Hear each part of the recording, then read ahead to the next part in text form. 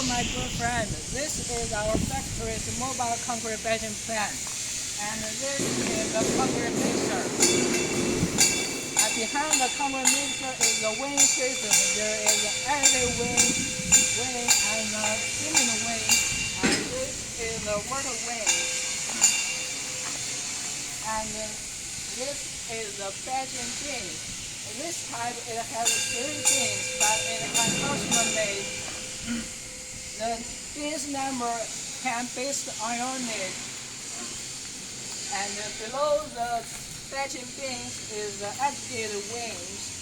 The aggregated wing in here and transferred through the belt to the concrete mixer.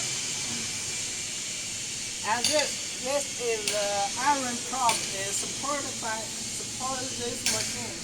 And when you need to move those machines, you disconnect it with those props and with those tires, so it can easily move to another job site. And as you can see, it's no need foundation. And here is the horizontal cement silo. It with 4 bins and is also customer made. And as you can see, it also don't need foundation. And when you need to move it, you disconnect those, and with those tires, it's very easy to move to another job site. And this is a cement conveyor. It's connect the